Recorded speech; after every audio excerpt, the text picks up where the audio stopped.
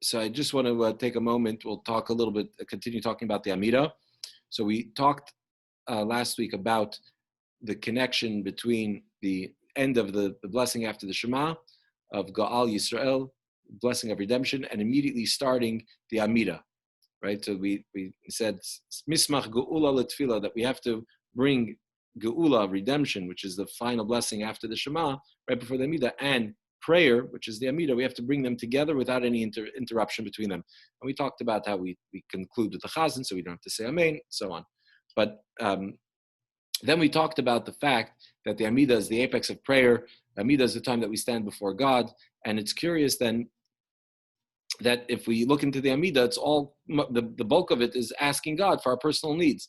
And we discussed how asking God for our personal needs, following redemption, and now going into the height of prayer, we're not asking God for our needs, we're asking Him for His needs, because He's the one who has the investment in us, and God is the one who creates the world and the system that has us having all these needs or appearing to have all these needs. So these are really God's needs, not our own. And that's really the best way to ask for our needs, is to recognize that they're not really our needs, but they're in fact God's needs. Okay, so we talked about that.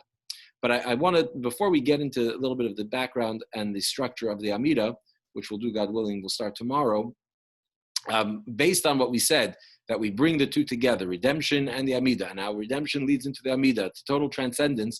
It's curious that there is actually a prayer that we say between Ga'al Yisrael and the Amida. I'm going to open it up here on a page, 1 second. That blessing is, or that line, that verse actually, is Adnai Sfatai Tiftach ufi yagid tehila secha. Right? Let me share my screen a moment here so you can take a look at this line.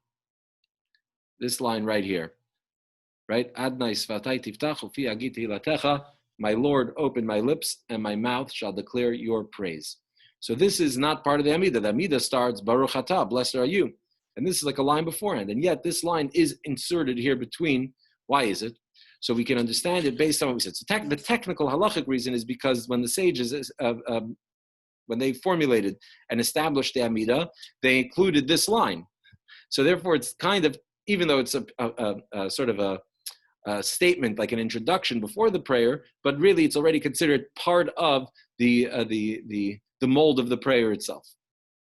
So it's not technically an interruption. Whereas if you were to insert other prayers in between, that would constitute an interruption. That's the technical reason.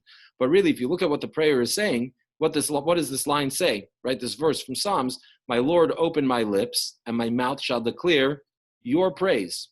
In other words, we reach a point of total transcendence. We reach a point after Ga'al Yisrael redeem us, and now we're standing before the King, and now we can't even open our mouths. In fact, actually, interesting. It says, brought in Shulchan Aruch.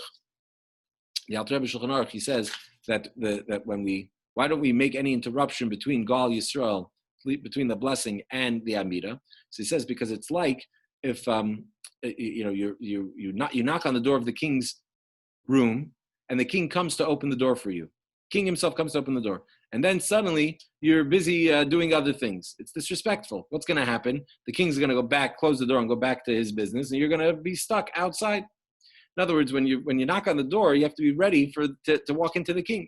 So when we finish the Shema, we finish that blessing, it's like we're knocking on God's door, and God eagerly anticipates and awaits to see us. So God sort of gets off his throne, as it were, and comes to open the door for us to allow us in. And if we're busy now after Ga'al Yisrael saying something else, he's going to see us talking to ourselves. He's going to see us busy with other things. So that's the moment is going to be lost, right? So we don't want to lose that moment. So we transition right into it. So what happens when you knock on the king's door and he opens the door and there you are standing face to face with the king? You fall silent. How are you supposed to say anything? So that this prayer, this verse that we say to begin the Amida, actually establishes what's about to happen in the Amida, which is God opens our mouth, and what will come out? His praise.